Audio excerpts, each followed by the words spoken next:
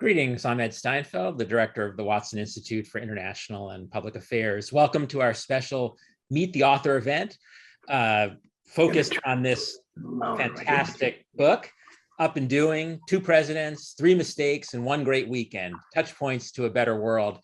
Our special guests today are Jim Harmon, the author of the book, and joining him in conversation, Watson Institute visiting fellow Brian Atwood. Let me just say a word about each of our guests today, each of these extraordinary individuals, and then I'll explain a bit more about how we're going to structure this event. So Jim Harmon, after earning a degree in English literature here at Brown, and then also an MBA in finance from the Wharton School, went on to an extremely successful career, which continues today in the world of finance. Jim served as chairman and CEO of the investment bank Schroeder Wertheim and Company, and today is the chairman and CEO of Caravel Management, LLC. That's the investment manager of the Caravel Fund, which is an emerging and frontier markets fund launched in 2004.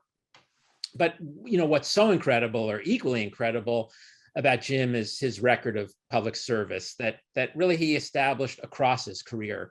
During the Clinton administration, Jim served as chairman, president, and CEO of the Export-Import Bank of the United States. And subsequently, during the Obama administration, he served as chairman of the Egyptian American Enterprise Fund, which is a private corporation seeded by US government funds to promote the development of the Egyptian private sector. Today, Jim is also the co-chair of the board of directors of the World Resources Institute, which does phenomenal work surrounding climate change and sustainability.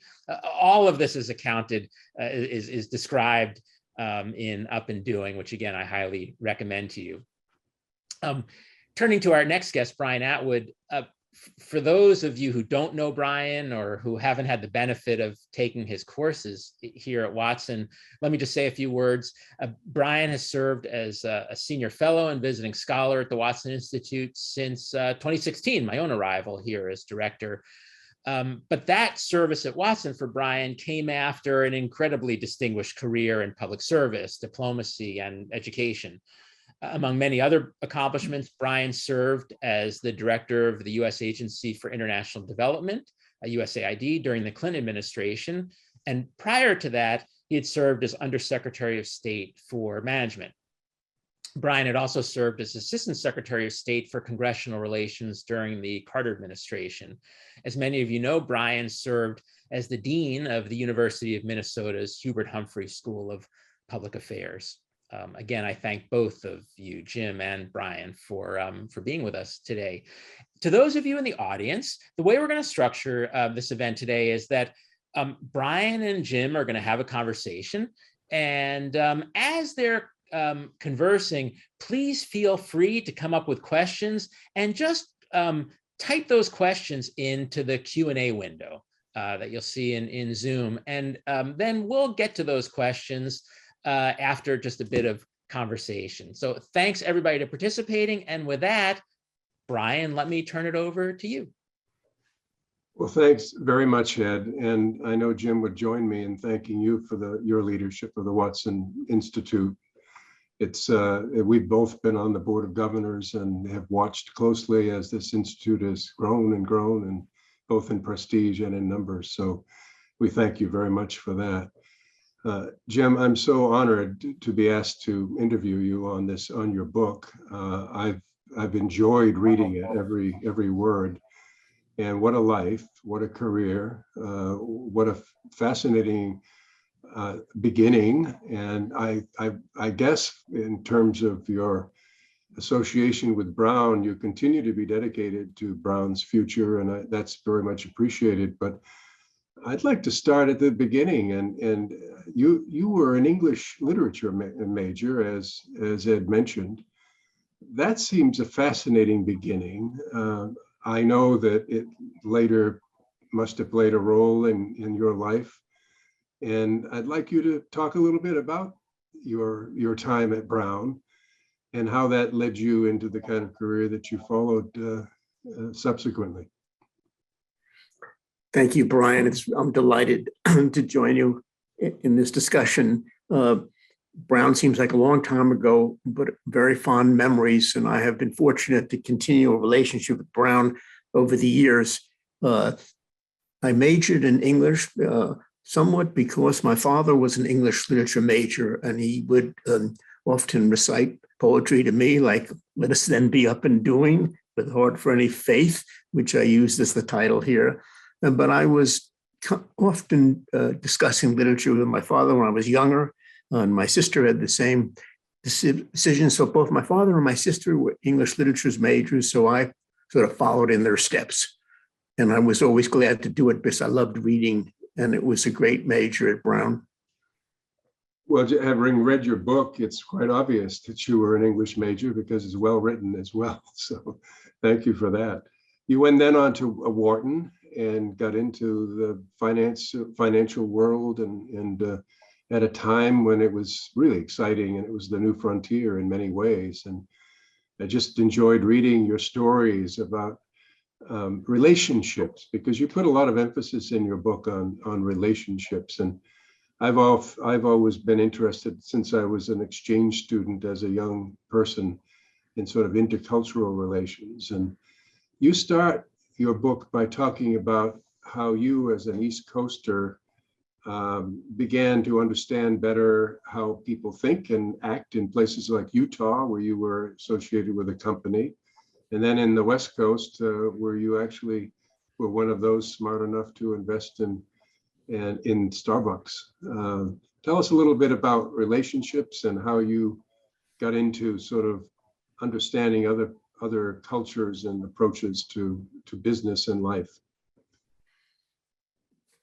I think I realized somewhat after my educational period that relationships were critical, certainly critical for me to understand people and to affect change.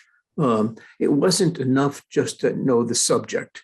Later on, I didn't just want to hire the most brilliant person.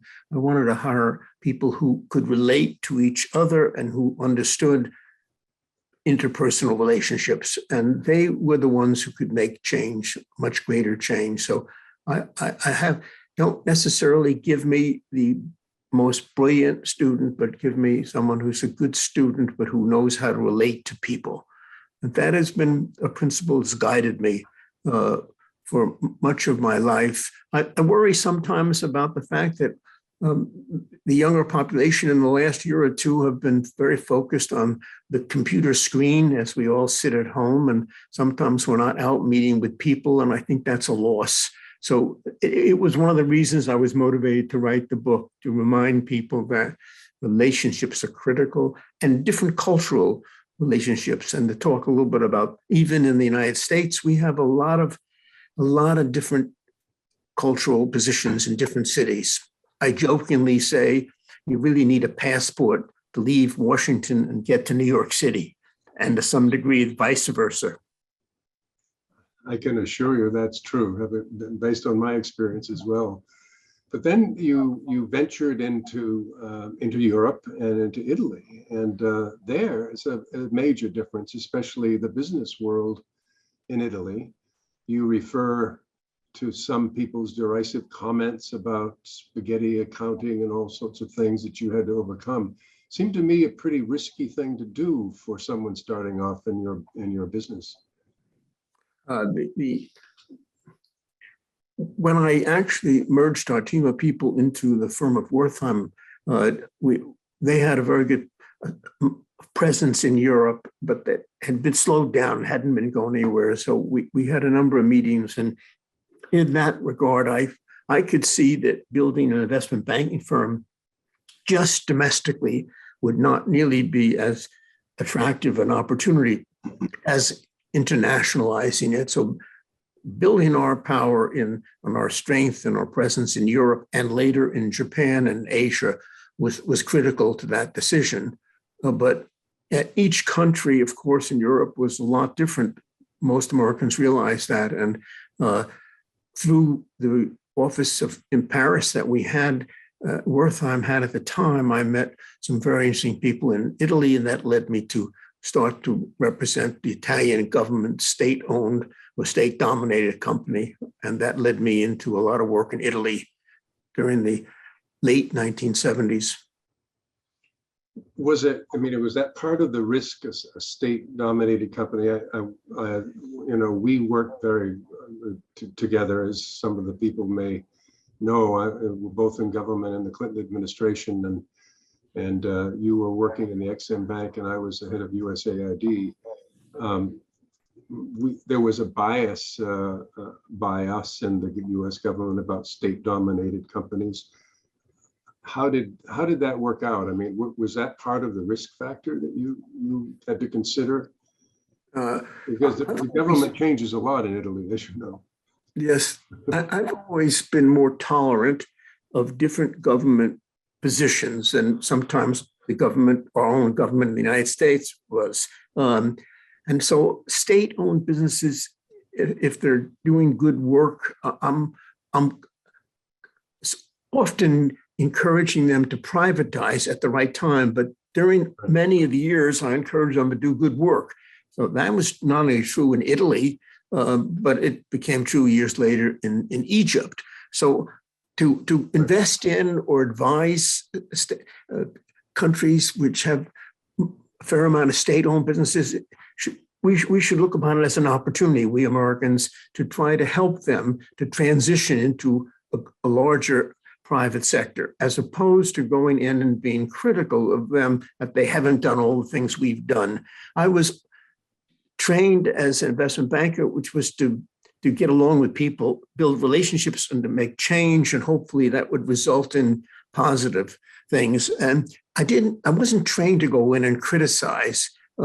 And I did find in my years in the Clinton administration, often some of my good friends who I loved dearly in different departments would travel with me to different countries, and they would be critical of the leadership in that country. And I would shake my head and say, well, why are we scolding them? And we just arrived. Let's see if we can't come to an agreement on some areas. But that was even true when I was in the private sector. And the first transactions I did with a company, Montedison, with Fiat, my partners in the firm thought that was the developing world. What was I doing there? Either I must have a girlfriend there, or there must be another reason. Why am I going back and forth? And we were doing a lot of business there. But it was a very fortuitous thing, because we didn't have nearly the competition from the other American companies. And so we were able to build a presence there, and Europe became an important part of our business. And that taught me that to be more open-minded, working with people of different cultural backgrounds, whether they be in the United States or anywhere in the world. And if we could help make change that way, I did not ever think of criticizing them when we first met. I thought much more of trying to find areas of mutual agreement. And then maybe we could gradually make change. Well, you forgive me, but you sound like a natural diplomat. I must say, I've been teaching courses on diplomacy, and it's what I would recommend as well. If you're going to affect change, you need to have the trust of the people you're trying to encourage to reform. That's for sure. So I agree with that. You must have, some of our students be fascinated by the time you spent in, I guess, generally called show business. I mean, you actually got into supporting Broadway shows and movies and things like that. How did that change your life, if at all? I mean, your wife, of course, was an artist, and that was part of it, I guess. The relationship with the British, most people think because we both speak the same language, it must have been an easy, natural relationship. But it wasn't so easy. I often tell people that when we came to an agreement to partner, the chairman of Schroders, George Malenkov, said, we should have a serious conversation. And in this serious conversation, he said to me, so if there were difficult times, what would you cut out of your cost basis? And I said, well, it's pretty easy. Gobi, the first thing I'd cut out was our dining rooms and our cars and all the luxury items we have. And he looked at me and he said, Jim, that's the last thing that we would cut out. If we cut that out, people would know we were in trouble. And so I realized, even in two countries which we have a long history together of friendship and respect, and one which, quote, we speak the same language, there was a big cultural difference in how we would conduct business. So it's not as simple as it might seem. Now, of course, in other countries, which you don't speak the same language, it's even harder. But I have found common ground in a lot of countries, like Egypt and all over Africa. So it's only a question of understanding people and trying to listen closely and then trying to find common area. Yes, and that theme comes through in your book, just it's constantly through from page 1 all the way to the end. It really is impressive. That's clearly the secret to your success. But I'm sure that people here want to know, about the famous people you met, the movie stars. Can you say, this isn't People Magazine, but can you say anything about your work in that field? I think that the work, I was grateful that by pure, I'd say, accident, I didn't know it when I first chose to go into the financial community, that I would have an opportunity to work with different companies with different backgrounds and in different countries. So I was never bored. I always found what I did exciting. I would wake up in the morning and I would look forward to getting to the office every day. There were problems, of course. There were some industries that were more exciting. People would say Hollywood was more exciting. Certainly financing motion pictures was exciting because everybody was interested, and I had all sorts of privileges to look at new releases before they were released, and I could look at them. The music industry was very exciting. But most interesting to me was one week I'm in Italy working on with the largest pharmaceutical company in Italy to consider a public offering in the United States. And how would we do that? And then I'm on a plane to California working on motion pictures.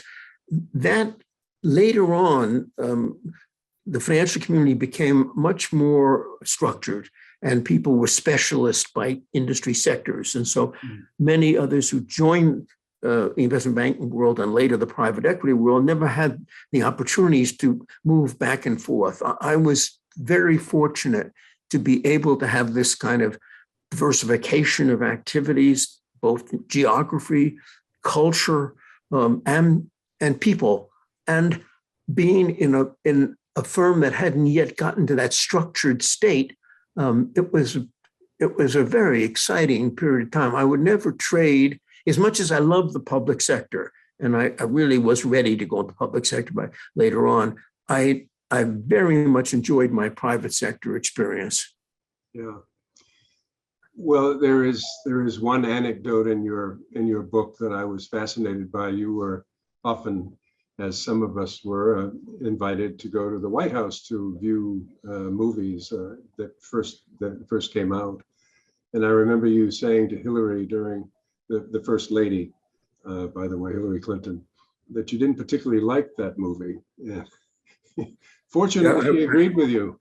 I wasn't much of a diplomat there, I have to tell you that, because first of all, I'm invited to go to the movies. I think that was, even before I went into the government, 1994, as I remember. Right. I remember the movie because I was so excited about it all, but it was one of the worst movies I remember seeing. And the cast was present in the room. And I think it was called Wolfman, and Jack Nicholson was in it, a talented performers, very good director. I left. No, I didn't leave. I went to excuse myself. It's a small theater in the White House, and there may be 20 people there, 25 people. And by the way, when they go, the usual procedures, you invite the cast and the director and the producer. So they're all sitting around there. And so the last thing you want to do is criticize anybody on the movies. So I sort of excused myself for a moment, and Hillary happened to be outside. And I looked at her and she said, "What do you think?" I think she knew by my expression. And I said, "Who picks the films?" She says, "He does." He does. I said, "Well, don't you have anything to say about us?" "None. He picks it. And you should tell him what you think about this, so he knows he shouldn't pick these kinds of movies." And she's telling me what to do. I say, "I'll definitely say it at the right moment, but I'm going back in now to be a mini diplomat," as you said. And so I did watch the Subsequently, what people don't, those days, the Clinton administration was very, I would say, relaxed. It was almost like a fraternity.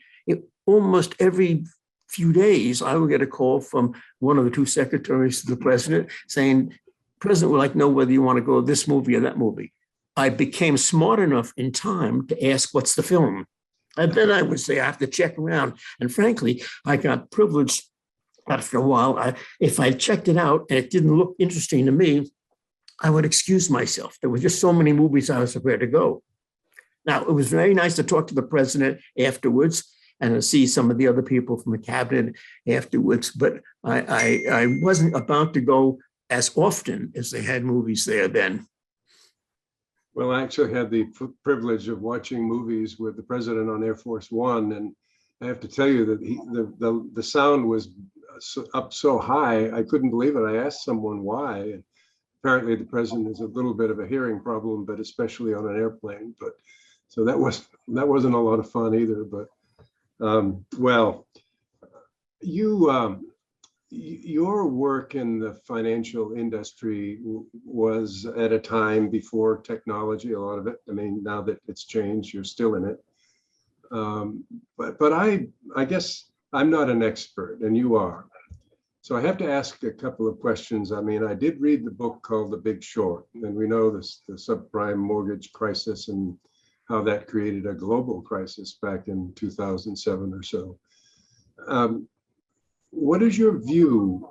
Is it too heavily regulated? Did Dodd-Frank fix the problem? Did the Sarbanes-Oxley bill take care of more transparency in the way people do business? Or are we going to see any more crises in the financial industry? One of the things that I learned was that we're pretty good at solving problems once the crisis occurs. Yeah. That is true internationally as well. When a crisis occurs and we have to work together as we did in the Asian crisis and as we did in the Mexican crisis and so forth, we really focus on it and we get the other ministers of finance together and others, and we are able to come to a conclusion. I think that's quite satisfactory. I'm pleased with what I saw in terms of resolving this. I'm not as pleased with what I saw in planning for it. So if you ask me, there were things that took place during the late 1980s before the S&L crisis, which probably weren't the best things that we could have done. But once we saw it, we formed the Resolution Trust and so forth. Good work was done. So I'm relatively impressed with our ability to solve problems. I'm not impressed with the world or our ability to anticipate problems and act beforehand. So there are some things happening now even that we could be doing differently. But I know once we get there, we'll be able to solve it, but not so good in preparation for it. And that's true right at the White House, right down. We just either politically or because of all the other things going on, we're just not so good at anticipating and making decisions beforehand. I couldn't agree more. And my theme a lot as the head of AID was prevention. I mean, can we invest in prevention? Can we get out ahead of it? Can we detect the fault lines in the society and hopefully help the society get beyond the pending crisis? But you know, unfortunately, people are responding to the headlines in government, as you saw. But we both were involved in the Asian financial crisis. We both were involved in trying to lift Africa up. We both were involved in what was happening when the countries in Central and Eastern Europe and the former Soviet Union tried to convert to capitalism. You took a lot of risks. I have to really commend you for what you did as the head of EXIM. I'm thinking about it in my own terms. I tried to take some risks as well, but you were making loans trying to bring liquidity to some of these countries that didn't have active banking systems. Tell us a little bit about what it was about your makeup that caused you to take these kinds of risks, most of which paid off. I think I was trained in the financial community to understand problems and to understand people and to try to solve problems. And so I thought of myself more as a problem solver. Often I tell the story that I was only at the Export-Import Bank, maybe it was 3 or 4 months when the Thai, actually 2 months when the Thai baht collapsed, and it was clear that Asia was heading towards some difficult times.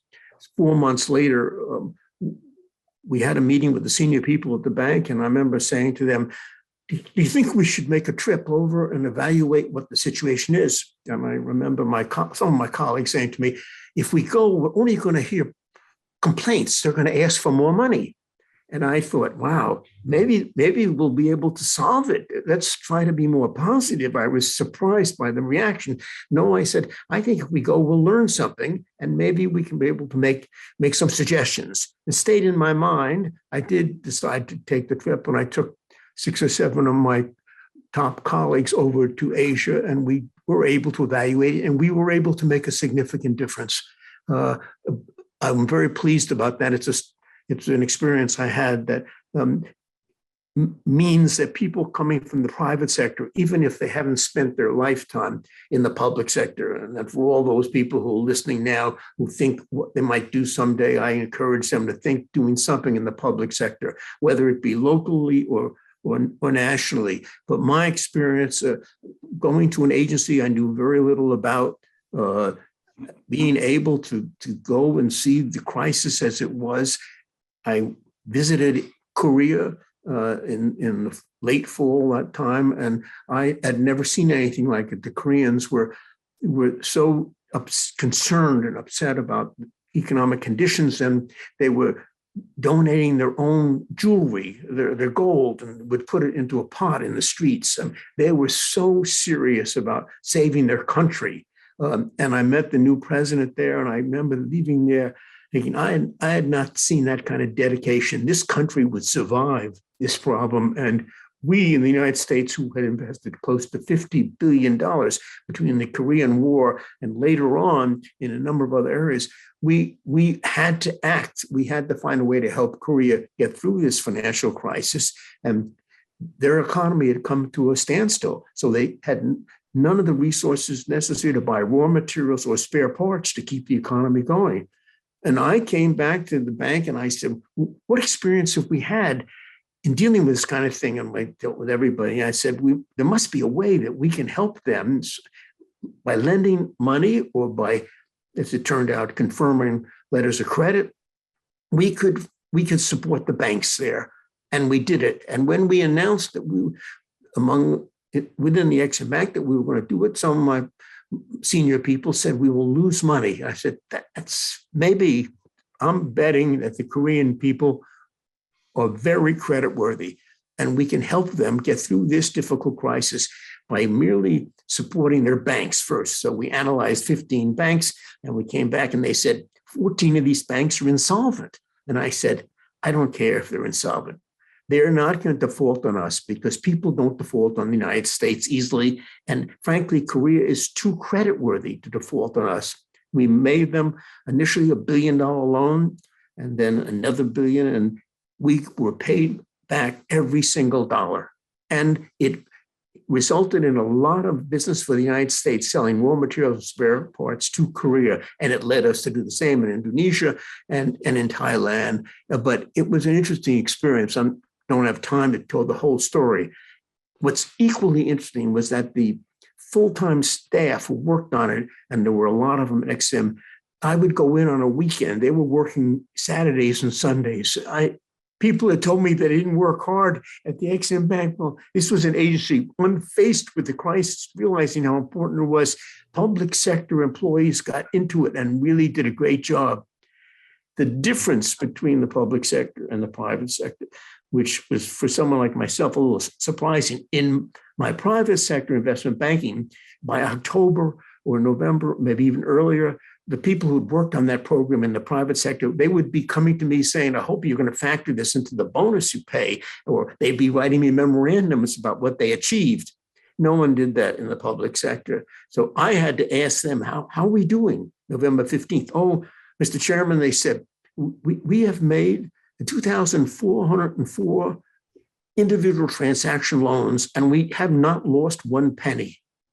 That really prompted me to do a study on how we did it and why we were so successful. And why they didn't actually share that with me was because they weren't accustomed to coming in and telling me how great they did. So credit to the workers at EXIM public sector for working this hard, for helping us to do that. Enormous difference we made to Korea and to Asians at that time. So I'm particularly pleased on that particular story. Well, you gave them a vote of confidence at the time they really needed it. You were right in assessing the culture, and I mean, it's a little bit like the Marshall Plan. When we went into Europe, we knew that people understood, they had been industrial societies. All they needed was resources and a vote of confidence. And that was really helpful, in addition to, of course, encouraging them to work together as a union rather than as separate economies. But I was very impressed by what you said about people that work in the public sector, because that's my experience as well. But there is such a reputation. I mean, lazy bureaucrats. I mean, you hear it all the time. And of course, the government now is attacked mercilessly by people that don't know better, I think, and most of them ideologues that want to see it that way. But that was a very impressive part of your book to read, how dedicated. I happen to know very well one of your economists, I think Rita Rodriguez, I think her name was. She was very impressive because she attended. I was the chair of the OPIC board, the Overseas Private Investment Corporation. I want to get into your work more recently now, the Egyptian Enterprise Fund.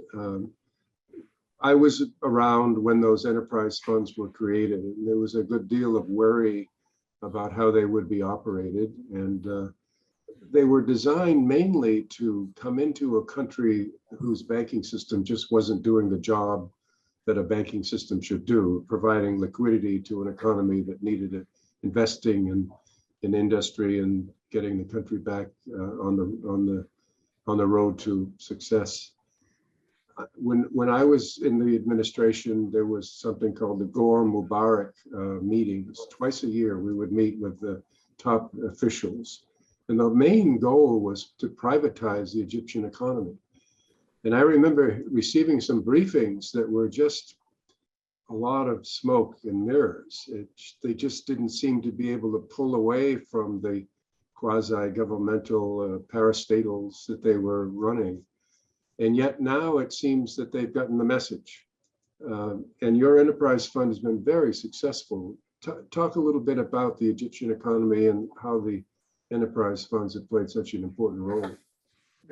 I'm delighted to have the opportunity to talk about this. I think it's a very important part. It was maybe the major reason that I wrote the book, that hopefully the government would realize that we can scale up this program called enterprise funds and help a lot of other parts of the world. So for me, I took the assignment in 2011 when Hillary Clinton first approached me on it, and I met with people at State and at AID to discuss it. I knew very little about the program, and unfortunately, they hadn't kept a lot of good records that memorialized the enterprise funds that were formed in the 1990s. So I made a point of contacting the former chairs of 6 of the enterprise funds. There were about 11 that I reached, and they spoke very highly of the experience they had and the difference they made and some of the criticism they also made. But I learned a lot that way.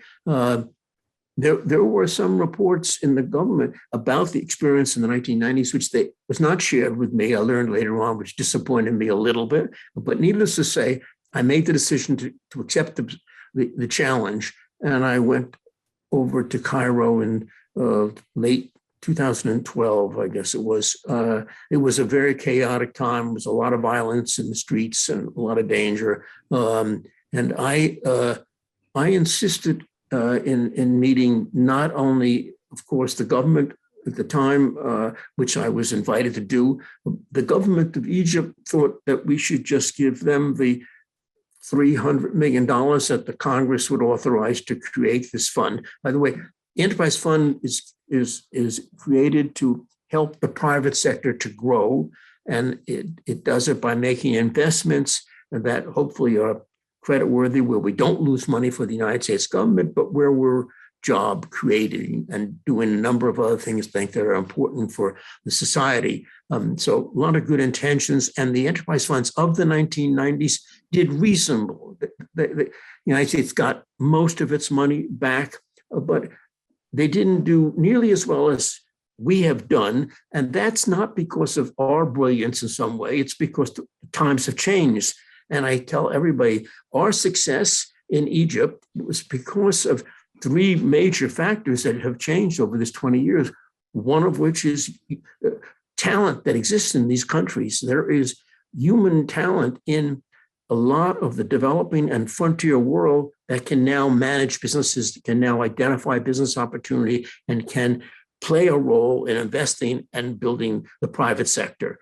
Two, there was capital flows coming in that wasn't before, flowing into much of the developing country world. And three, it's technology. Technology has given opportunities people to invest. So technology, human capital, and real capital has made a difference. So the enterprise funds that were then launched in 2008 by President Obama, those enterprise funds, actually 2011, those enterprise funds had the benefit of these developments. So when I was asked to do Egypt and I compared the two, I sort of knew that we ought to be able to make a difference. The chaos that existed in Egypt, and I tell a story that I needed to take out of the book. I did not include it in the book, although the first draft I wrote the story because it was a wonderful opening.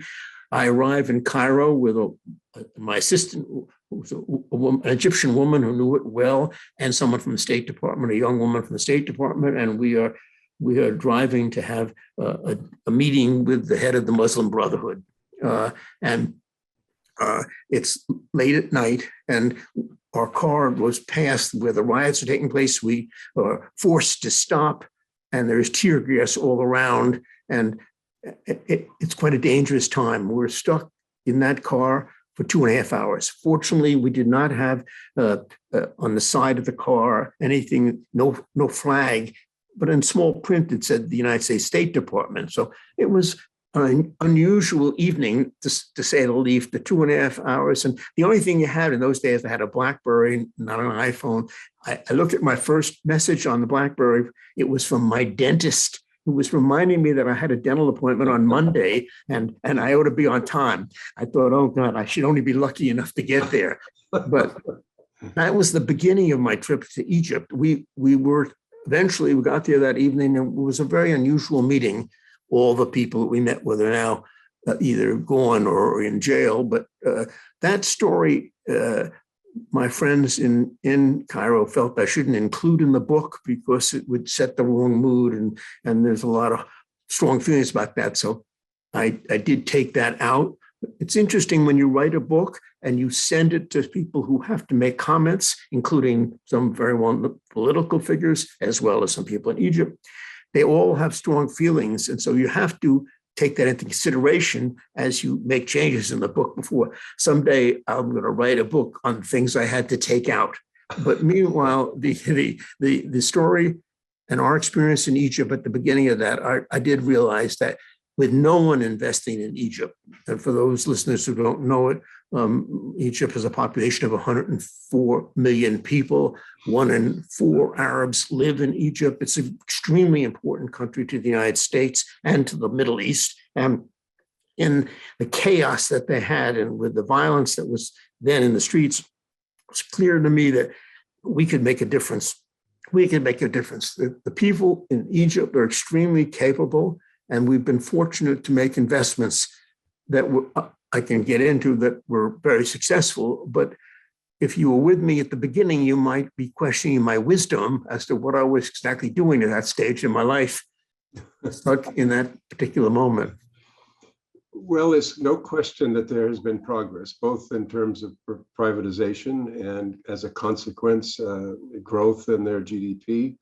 I think when I was going to meetings over there, it was a negative growth in GDP at the time, and no exports, no activity going on. The problem today, I'll ask you, you may not want to comment, you're still involved in Egypt, but is the extent to which the military is involved in the economy, to the extent to which military officers are investors in the economy. Obviously, the fact that it's a fairly authoritarian environment now. What impact will that have in the long run? I mean, clearly it seems to be stable now and working well, but what impact would you think that'll have in the long run? Well, this is such a long story that I'm going to try to make it very short. For one thing, the human capital in Egypt is very high, and there's a lot of talent there. And when we got there, no one was investing. So naturally, if you go back to Warren Buffett's type statement, time to invest is when they're throwing them out the window.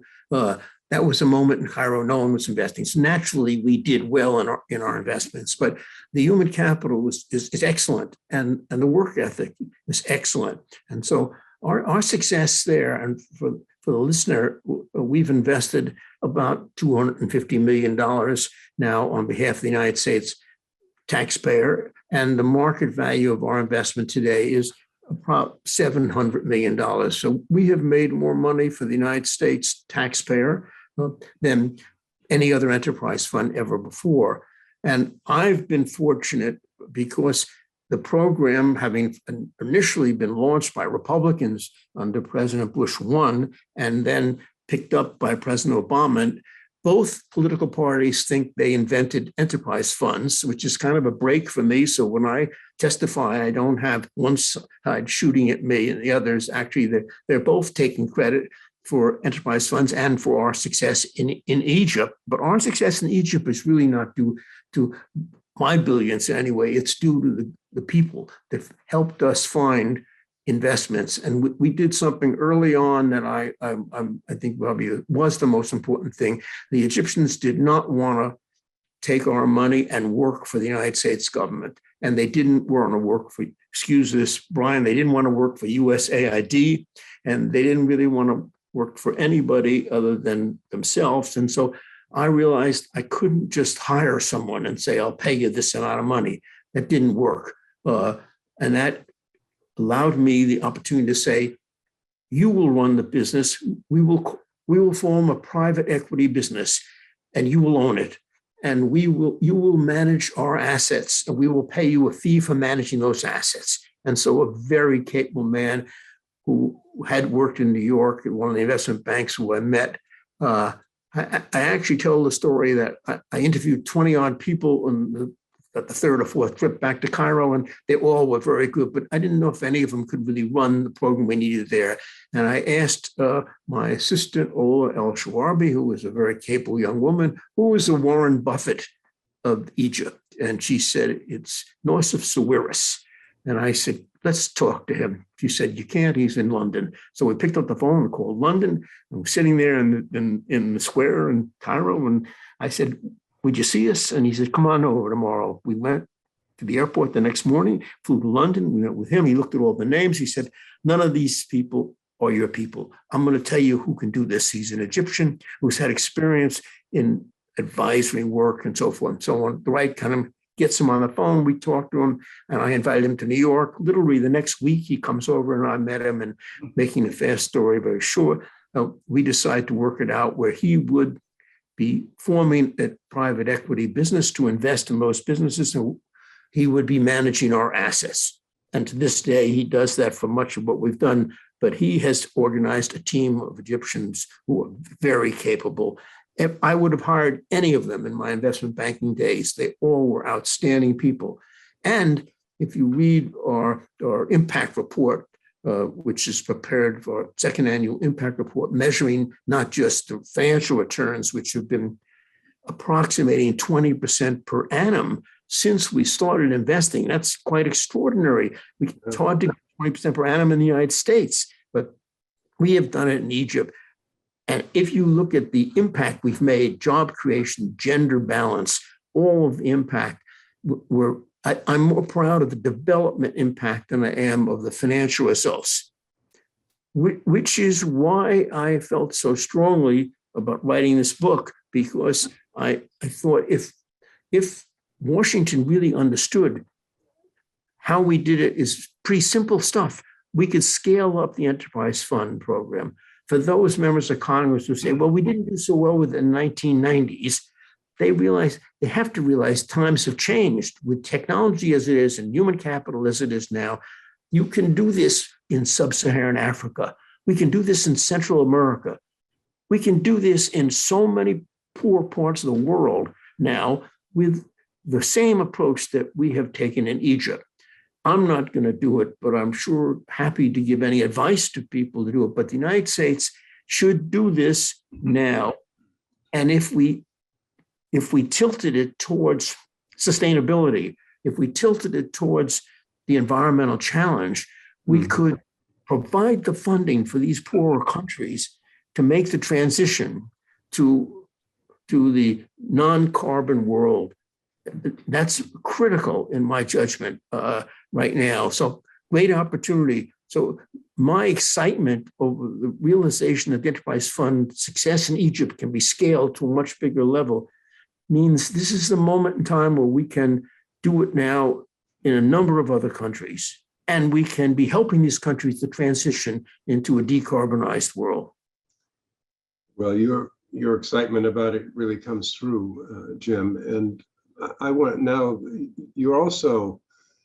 you're involved in everything that's important nowadays, it seems to me. You're co-chair of the World Resources Institute, which I've always thought of as the best think tank on climate change and environmental issues there is. I mean, it's just a fantastic place. My knew Gus Speth when he started it. It was much smaller, and then Jonathan Lash and you came along, and it's now huge, and it's making a big impact. We just had the Glasgow Summit on climate change. There was an article I know we've both read in the New York Times about the fact that the private sector was very active. This particular writer thought it was too active compared to the governments. But give us your reflections on where we are on climate change now, and what role can the private sector play versus government, or either or both? So if I can maybe phrase it in the sense that the young people who may be listening, who are wondering what they could do that would be good and interesting, and maybe even rewarding psychologically as well as financially, I encourage them to think about doing something in the public sector like I did. I encourage them to think about doing something in the NGO world if they're interested in the environment, because it's an enormous opportunity now. The World Resources Institute is a good illustration of that. I tell a story that when I was first invited to take the position in government, I got a call from Al Gore, who was tipping me off that the president was going to call me. And he said to me, Jim, give me your email address. And I remember putting my hand on the phone, and this is 1997. For those young people who will think this is a strange story, I put my hand on the phone and I turned to my assistant and I said, do we have email here? 1997, doesn't seem that long ago. I didn't even know that. Then he told me that they're going to invite you to be chair of the EXIM Bank. And I thought to myself, I ought to check and see what the EXIM Bank does. That's how little I knew. So for the young people who think they have nothing to offer, you don't have to be brilliant in terms of knowing what the government is. If you really care about it, you can make a contribution that's important, both in terms of public service, as well as in terms of now in climate, because the brief story I will tell you about the World Resources Institute is an illustration of that. During my early years at the EXIM, I had no prior literally no in-depth prior experience with the NGOs, especially on environmental considerations. And we were living within a piece of our charter at the EXIM Bank that required us not to finance projects that were environmentally damaging. And so we had some limitations there. The only two things that guided us at the EXIM in financing exports were that they had to be creditworthy and they had to be not damaging to the environment, to make it very simple. So, and that's the thing that had guided me there. During the period of time, it was often I had meetings with a number of well-known environmental groups who would scream or raise their voice. I wasn't used to that as an investment banker. I tried to deal with people in a low-key manner and try to reason with everybody. So people who used, as Jonathan Lash used to say, a shrill voice, they turned me off a little bit. The only ones who didn't were WRI, and they would try to explain to me that everyone's kind of excited, Jim. They're all worried about this. That's why he yelled. He really is a good person and so forth. I became very fond of Jonathan because he would help me to get through those meetings. At EXIM, I decided to do something different. I said, well, if I don't know this group, we're going to have a brown bag lunch once a month with the environmentalists, and we invite them in, and we did that on a regular basis. Often it was unusual meetings, but Jonathan was probably one of the easiest people for me to deal with. Afterwards, Jonathan said, would you join the board? I did join the board. It had some great people. Bill Ruckelshaus was then the chair, and Gus Speth, your friend, still used to come to the meetings between Gus and Jonathan and Bill. I mean, these were historic figures in the environmental movement. So I was overwhelmed by their knowledge and experience, and it was an honor for me to be on that board. And then a year or two later, they came to me. Bill came to me, and Gus and Jonathan into my office and said, "We're going to ask you something very serious. Would you become chairman?" I had no idea it was coming, and so I had just been building a new fund to invest in the developing world, and of course, I was honored and I accepted. That day, the WRI had been kind of like stalled out. We had about 120 full-time employees, and our annual budget was about $14 million. I knew after going to a number of meetings a year or two that we had to do something to create a little more excitement about what WRI was doing. And so I went to Al Gore, who had asked me to join the government and who and I had become friendly. And I said, Al, you got to join the board. He said, Jim, every environmental group asked me to join a board. I can't join WRI without going to Sierra Club and NRDC and so forth and so on. So I said, Al, you got to do it for me. I put it right on the table. And so he said yes. When he joined the board of WRI, that changed around a little bit. First of all, the staff were overwhelmed and pleased and impressed that I could get them. Secondly, it was clear that the board changed a lot. That was a turning point, and then we were able to add in a lot of very good people. Fast forwarding 15, 16 years later, we now have some annual budget of $200 million a year, up from 14 million. And we raised this money and succeeded during a period of time when the governments weren't led by people, or the presidents weren't always sympathetic with our mission at WRI in terms of sustainability. But a lot of good people worked on a lot of good programs. I became enormously excited by the programs and the good we would do.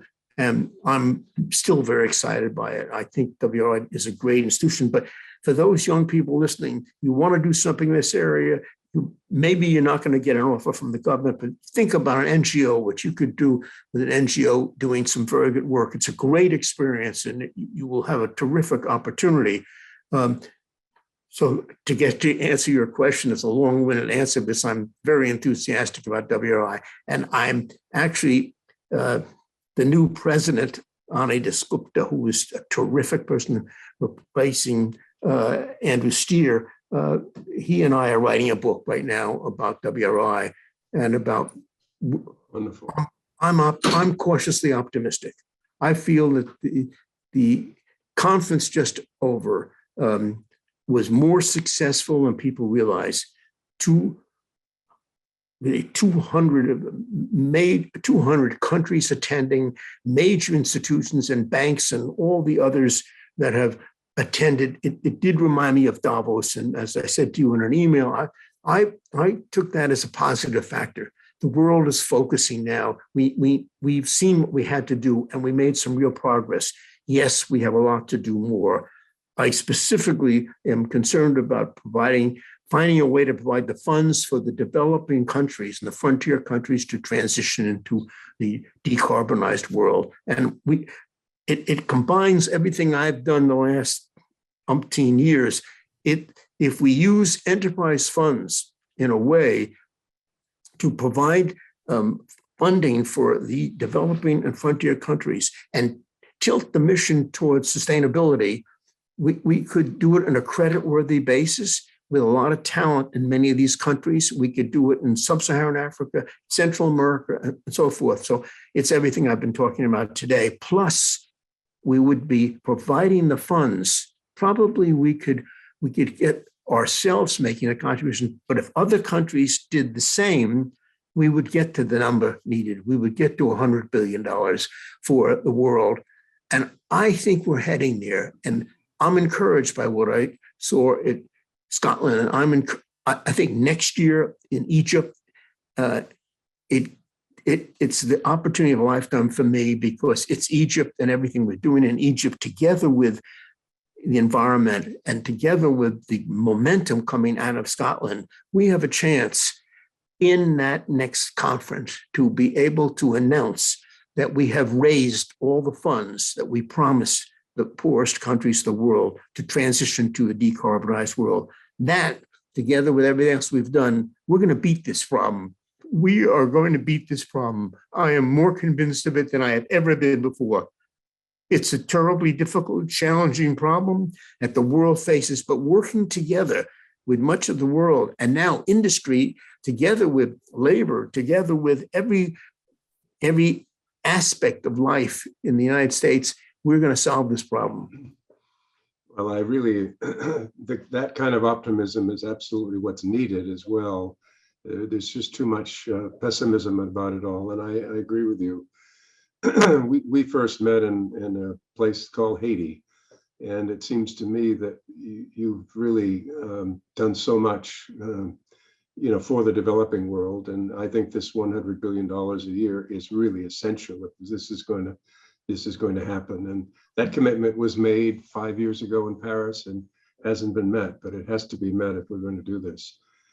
I'm going to ask people. I've got one question up here already, and I'll ask that question, but I'd be remiss if I didn't ask you about yourself and your own orientation toward public service and government and all of the rest. I was impressed you got into politics by helping David Dinkins, the former mayor of New York, and you helped him raise money. You raised money for Bill Clinton. Yet you were, I assume you still are, a Republican, but you were in the Democratic administration. You've been interested in the developing world. You're interested in climate and the environment.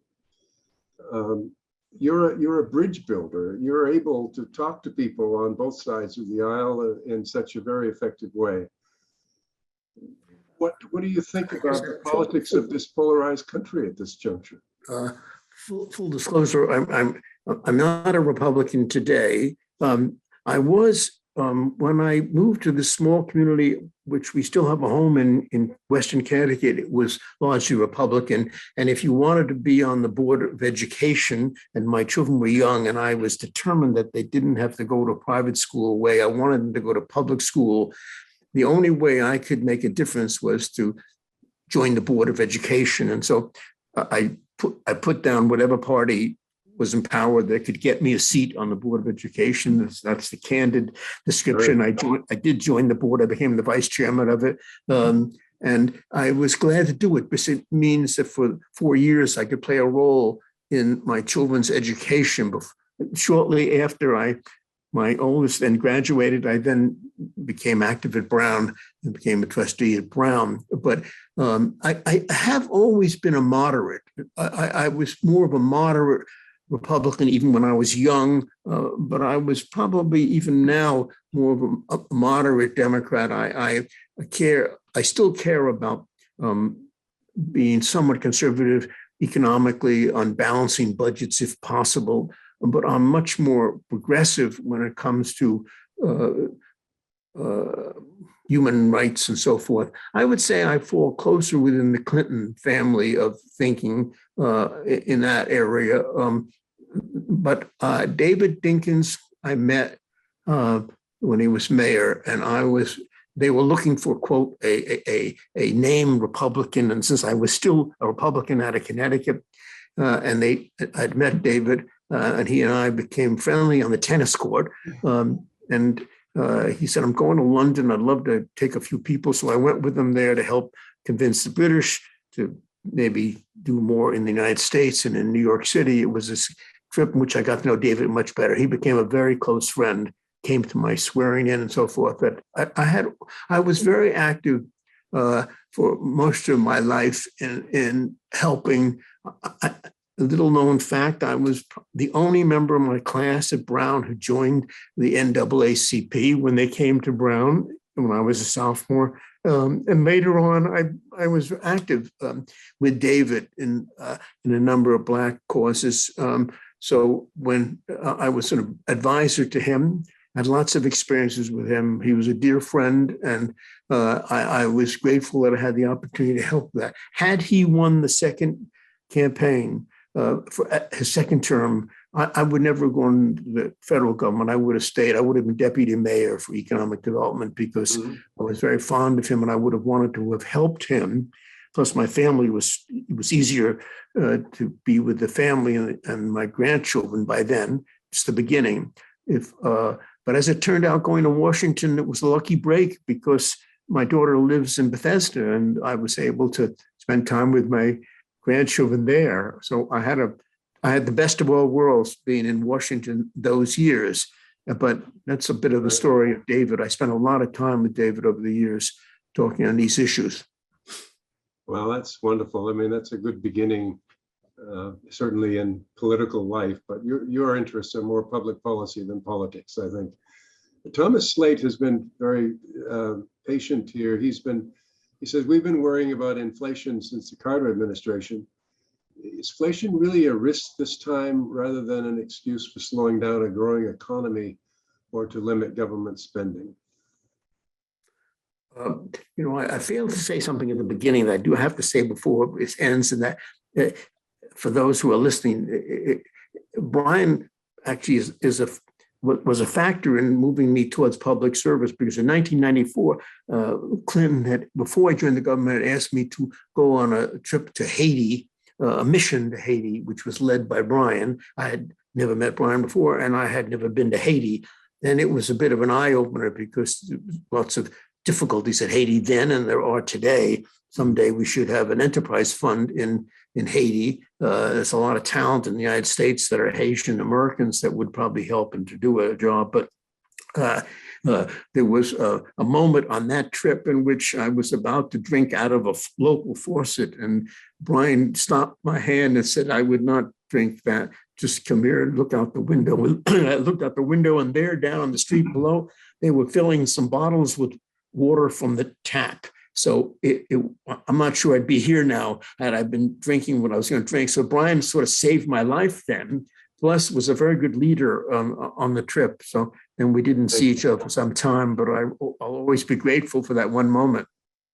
So I'm sorry I got you away from that. That's a good way to start a friendship, Jim, and it's lasted for a long time. And I was delighted when I saw you on the Watson Board of Governors. But, well, Thomas Slade wants to know about inflation. Should we worry about it? And is it just a ruse to stop spending government money? No, I think inflation is here. It's not likely to be the inflation that we dealt with in the 1970s, which got to double digits. It was probably the most difficult part from economic times that I lived through, and took a lot of good work by Chairman Volcker to turn us around then. I do not see that today. I do think that we are heading for greater inflation, but not of that magnitude. And I do think that interest rates are going to be up, but not dramatically, but they're certainly going up now. We've lived for a long period of time with very unusually low interest rates, and something was going to trigger it now. And I think that we have seen it now, and it's not going to pass easily without getting somewhat stronger. But I don't think it will be a crisis condition. Yeah, there's a lot of talk about the supply chain having been disrupted, and then all of a sudden the demand goes way up because of the hopefully the end of the pandemic. And that's the hope, is that no one knows. I mean, I listened to Janet Yellen and to Powell talk about it from the Federal Reserve, but they have mechanisms to control. They'll have to raise interest rates if this continues, and I don't think they want to do it immediately because they think the economy is strong now, and let's see what happens. But anyway, it's something that worries a lot of people, especially people that are on fixed incomes, and that's a lot of middle-class people in this country. So it's a political factor. Yes. Any other questions? I want to encourage people to ask questions. This is a resource that doesn't come around very often. I do think that it's a very interesting time, and I think for a lot of young people who complain about the difficulty because of COVID and many of us being sequestered in our homes and all, I think it's a period of opportunity. Opportunity both in the public sector and an opportunity in the private sector. An opportunity, if you're willing and careful to do things internationally as there are domestically. So I see all sorts of potential opportunities for young people that I notice when I talk to younger people, they don't see it clearly, but I do. I think that it will come. Yes, we will have a little inflation, won't be the end of the world, but yes, interest rates will be higher. Again, it won't be the end of the world. It will be somewhat higher.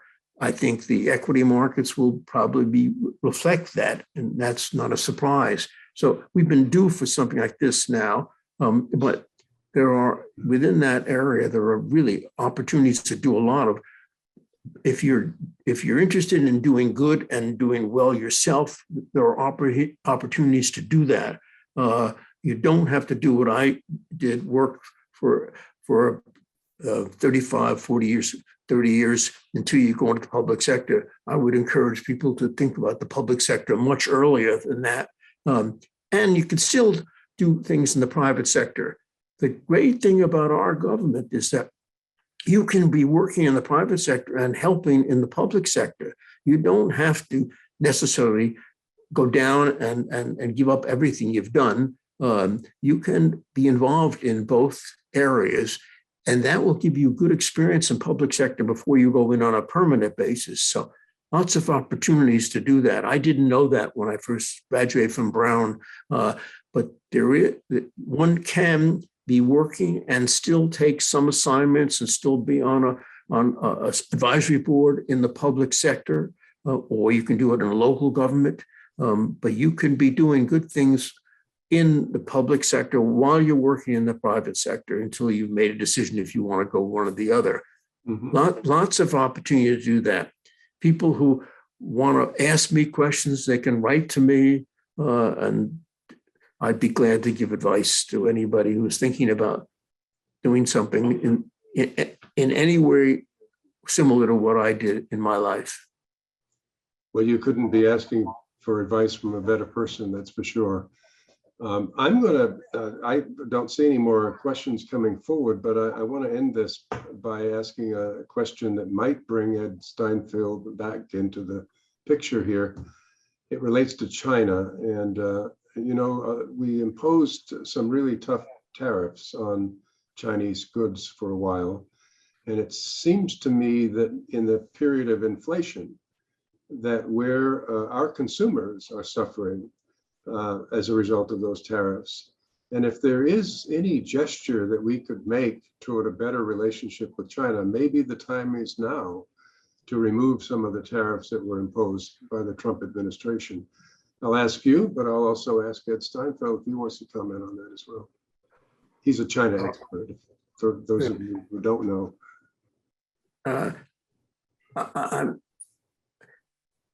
I think our relationship with China is quite important. So I would say, I put that, I remember saying to President Biden, I thought the first thing he should do, and to Blinken as well, is think about how do we build the relationship with China. I think it is very, very important. And I still feel it's very significant now. I'm slightly encouraged by the relationship on environmental discussions we had at COP26 with the Chinese. So I think I worry a lot about Russia all the time, because I don't feel it's easy to work with my experience with Putin, but I think with the Chinese we could do better. Yeah, I think so too. Ed, do you have a comment on that?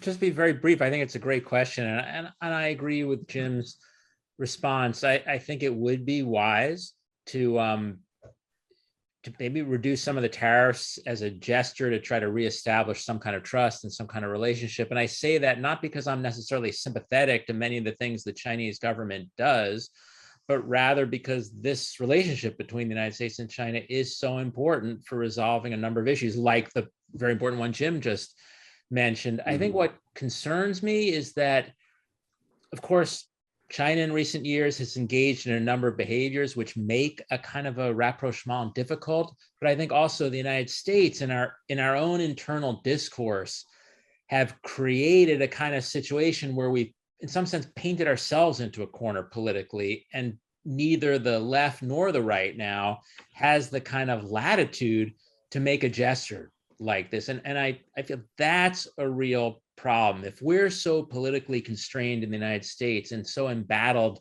internally that we've lost all or most diplomatic flexibility, that's a real problem to worry about. Couldn't agree more. I've written a couple of articles saying we need to tone down the rhetoric, and I think the latest meeting between Biden and the remote meeting with Biden and Xi was a very positive one in trying to create a more stable relationship and talking about guardrails around the different aspects of that relationship. But Brian, since you let me into this conversation, I'm barging in. I want to make sure, though, that I have a chance to say something about this conversation. It's just marvelous. Jim, your book, of course, is fantastic. But for me, what a privilege, and I think I speak for the whole audience, what a privilege to listen to this conversation between two extraordinary individuals with such an amazing range of experiences. I'm really grateful to you both. Well, I don't put myself in Jim Harmon's category. I think he's wonderful, and his book is a good demonstration of a life well lived and a life of service, frankly. I mean, I just think Brown should be very, very proud of this graduate, and he's given our students so much to think about today. Thank you very much, Jim. I have to respond by saying, one, Ed, you're doing such a great job at the Watson Institute. I was so privileged to be on the board for a while. I think it's just come a long way under your leadership. It's terrific. And as I already told Brian, I think he was great on that trip, great at USAID, terrific background. So Brown is fortunate, I think, to have both of you. And I intend to support you in any way I can to help out. I have one last Chinese story I will tell that you alluded to in an email you sent me. That in my last year at EXIM Bank, I was approached by the Chinese, and they visited with me. And they said, we'd like to learn more about export credit finance and what you do here. And I said, being, quote, interested in relationships. And I said, of course, we would love that. And then he said to me, how do you feel about seconding some people to EXIM? I said, we're very supportive. We'd like to do the same. maybe we could exchange some people. But then he just took me by surprise. He said, we've identified, I think it was 42 people to be seconded to EXIM Bank. 42 people. The total, as Brian may know, the total size of EXIM Bank was only 500. So it would be suddenly 10% of our population. Of course, typical, the State Department and everyone else were shocked at that number. And it frightened the American government a little bit. And I remember saying to him, I don't think we can do that. And so we had a discussion on it. But I think I should have persuaded him to accept 4 rather than bargain for 40. I mean, we would have made more progress. And at the time, I was a bit shocked by the reaction of my other departments in the government. But I wish I had done that, because I think that having a relationship with China is very important, and seconding back and forth is very important. It teaches us something and teaches them something. I mean, it's a wonderful opportunity to exchange people, and we don't do enough of it in the U.S. I'm a big advocate of that. I met the head of the EXIM Bank in Beijing. I told you that. He was a Princeton graduate. If he had gone to Brown, maybe he would have had different attitudes. I don't know. But I'm a big fan of exchanges as a former exchange student myself. I think we should do more of it. Well, I think this has been a wonderful conversation, Jim. I really appreciate you writing that great book, but I appreciate you spending time with us. And thank you, Ed, for giving me the opportunity to participate in this. So. No, thank you for inviting me. It's been my privilege. All of my years at Brown, I look upon it as being just a very important part of my life. So if I can give back just a little bit to Brown, I want to do that, and specifically to the Watson Institute. Just terrific experience for me. So thank you both for doing this and for inviting me. Thank you. Thanks, thank you, thanks to the everybody. audience. Very good. Thanks Bravo. to the audience. Bye-bye. Thank you.